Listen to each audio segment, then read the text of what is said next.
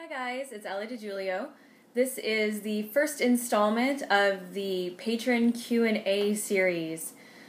If you're not familiar with that is, everybody who donates to my Patron campaign and supports me at the $10 a month level and up gets access to a private Q&A list by which I do these little videos every month. So if you're interested in that, please do go and sign up. It's patreon.com/EllieDiJulio. There'll be a link, don't worry.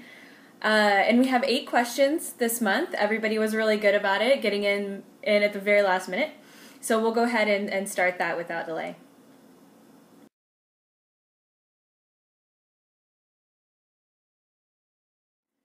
The process that I use for each new book is not very organized yet. I know that I have it's my 4th book coming out in the fall, winter. I haven't decided yet. It says December, we're gonna see. It might actually be earlier. The process is something like panic because I have some new idea or I don't have a new idea. Write down a bunch of things and then start smashing it into something that resembles an outline. I have all these spiral bound black notebooks that I use for writing it all out by hand. I have to do it by hand. Doing it in digital doesn't seem to cement it in my brain properly. But yeah, the process is something like panic, write outline, do individual chapter outlines while drafting, finish, hand it off to someone while I cry, do revisions again, proofread, publish. As for a theme at the start, I don't give a lot of thought to theme. It just sort of comes out. I know this was one of the things that I had trouble with when I was in English class in high school, was that they always want you to know the theme and they want you to see the symbols and the motifs, and I just didn't understand how I as a reader was supposed to read the mind of the author. It's like I know what I see as the reader and what speaks out to me. And those things might coincide, but the reader doesn't always see the same thing that the author intends, and vice versa. So, personally, like with Ink Changer, there was not a theme in mind. With Cora Riley, it was a little more direct, like themes of change and becoming who you are and stepping into a new role. Those all kind of came into play, but I didn't really figure that out until I knew what the story was about. So it's not like I start with a theme and then build a story around that. It's often the opposite.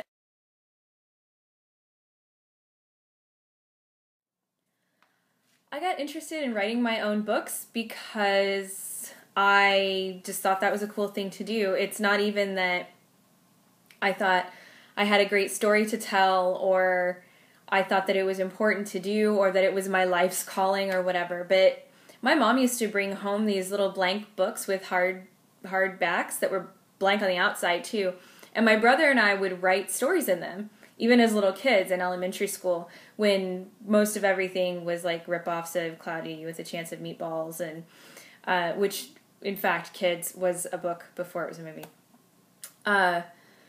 But it just seemed like a natural thing for me to try to do it. I had held on to that idea that I could maybe write a book one day for 15 years between being a little kid and being a grown-up. And then in 2012, I needed such a respite from my real life that I decided to go ahead and see if I could do it during NaNoWriMo. And I was like, oh, I can do this. So then I started doing it some more. It's not really a matter of if I thought I could do it or not. It was just, let me see if this is something I'm even still interested in.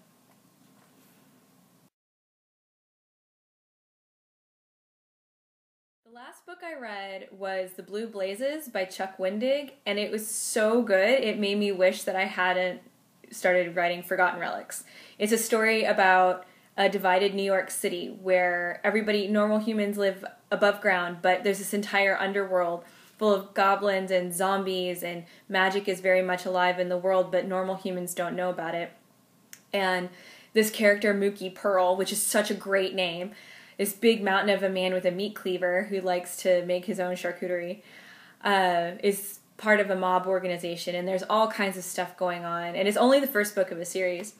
Chuck's stuff is foul-mouthed and dark and just completely amazing, and I can't wait for Hell's Blood Bride to come out.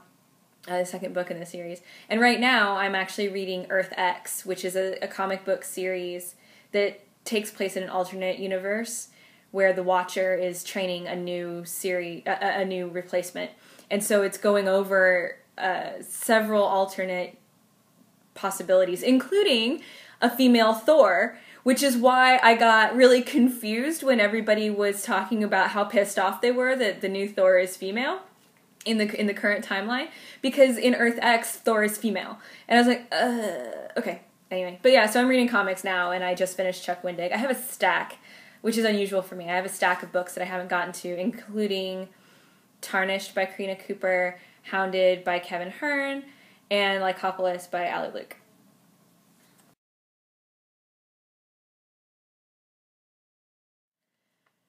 Food and drink while editing and writing. So somebody once said to me, I think it was Delilah Dawson, said that you lose 10 pounds when you're drafting and you gain it all back when you're editing. And that certainly has to do with the stress that you're under when you're doing the first draft, because you're just going. It's like running a race. But so you forget to eat sometimes. So when I'm writing, I tend to eat very light. I tend to drink a lot of coffee, both writing and editing. But I don't eat as much, and I don't think about it. But when I'm editing, it's almost like, when you're on the highway and you're driving a really long way and you start to get tired and you pull over and have to eat a bag of Cheetos while you're get a bag of Cheetos to eat while you're driving, just to have the crunch to keep yourself awake. I don't know what it is about editing and revising, but that happens to me. So it's like I must eat a bag of Cheetos, and so I eat a bunch of crap when I'm editing.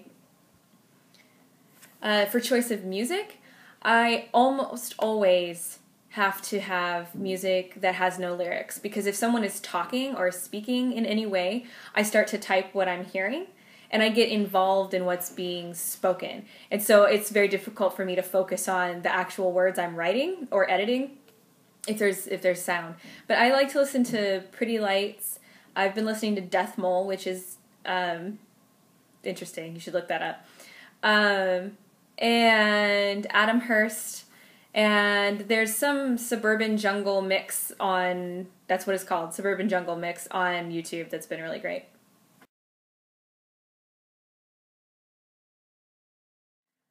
I am particularly proud of a phrase that's coming up in sort of Souls that I kind of want to get tattooed on myself. I'm so proud of it.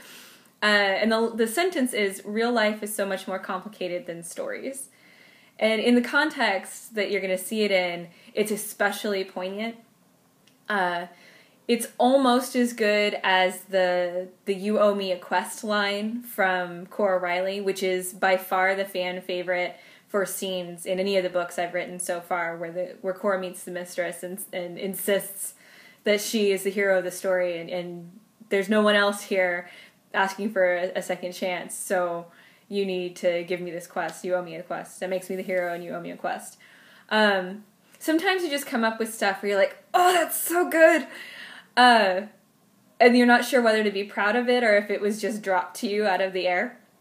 But every book usually has one really good line. And I'm curious to see what the other ones will be.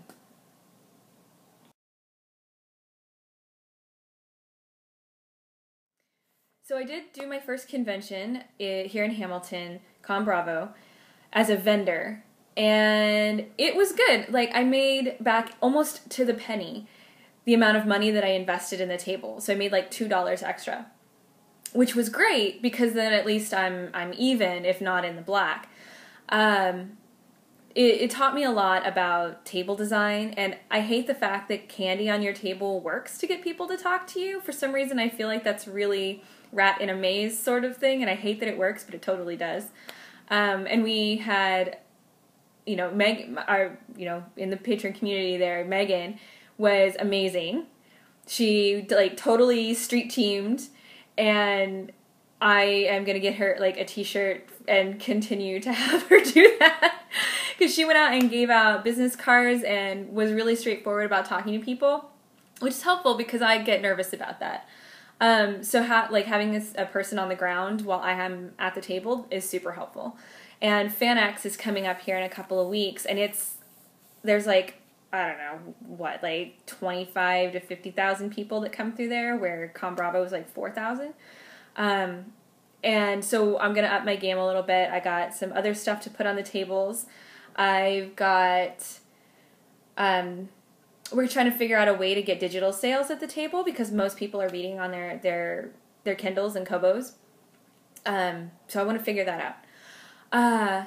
But yeah, so I'm really interested to see what this great big convention is going to look like. I have a couple more coming up this year that are smaller, but if it goes well this at FanX, then I would really like to get to San Diego Comic-Con someday.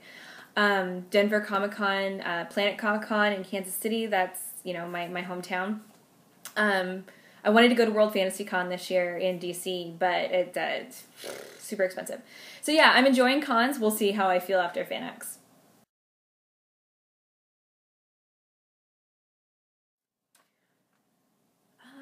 This sort of goes back to the thing about theme, where I don't necessarily intend something right out the gate, but the more I write of the story, the more I outline, the more deeply I get into it, the more those themes come out, that they're just inherent in the books.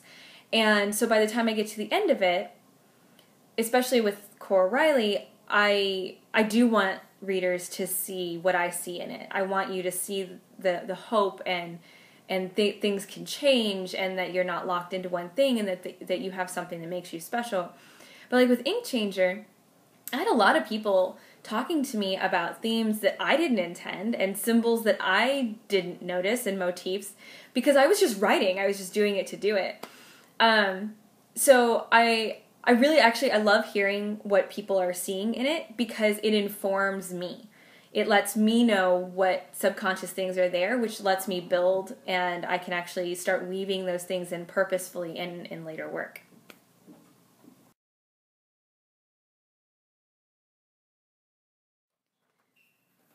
The titles for the books, so they kind of suggested themselves. I'm really bad at naming things. I think I've touched on this before, talking about how badly I suck at naming characters. Transmigration of Cora Riley came about because I wanted to use like a word that meant like evolution or transition, and I didn't want to use the word transmogrification, even though it's one of my favorite words, because it's too big and it's too Calvin and Hobbes. And so when I was in the thesaurus, I kept looking, and transmigration popped out at me, because I read a book in the past called The Transmigration of Timothy Archer, which is where that title pattern came from, which is bonus nerd points if you got that one. And so I really liked that, and what happened from there is that I decided that instead of having random different patterns for the names in the series, that I would go ahead and stick with the blank of blank. And so and then it got easier from there, because every book in the middle of the series has to do with an object that needs to be found. So the Sword of Souls, the Mirror of Ashes, the Apple of Chaos. Those are the middle three books. And then the last one I had a really difficult time with. I was going to call it Eris's March, because no spoilers. But because I need to stick with the naming convention, the last book is called The Hope of Man. Ink Changer was just totally, honestly, I probably ripped it off from the Inkheart series by Cornelia Funke, because it's Inkheart, Ink Spell, and Ink Death. But I was thinking about tattoos and how they change people. So, I also tend to run stuff by other people. Like, I have a couple people in my life who are really, really good at naming things, and so I'm like, this sounds really shitty. Can you help me with this? And they'll give me some feedback and some choices, and stuff usually works out like that. So that's it for this month. We had 8 questions, and I am really excited to see what all we get to talk about next month. Don't forget that if you are part of the Patreon campaign, you get to ask these questions. You can donate at the $10 a month level, which not only gets you Q&A privileges, but it gets you a free ebook, a copy of the Cora Riley EP, access to the current month short story, as well as the archives, and a free copy of the short story compilation when it comes out in December, and acknowledgement in the back of the books, and a handwritten letter from me, and, love fairies sent to you invisibly through the internet. So come and join us in our community. Be part of this process. Be part of this project. Let me support you as you support me. Thank you so much, and we'll see you next time.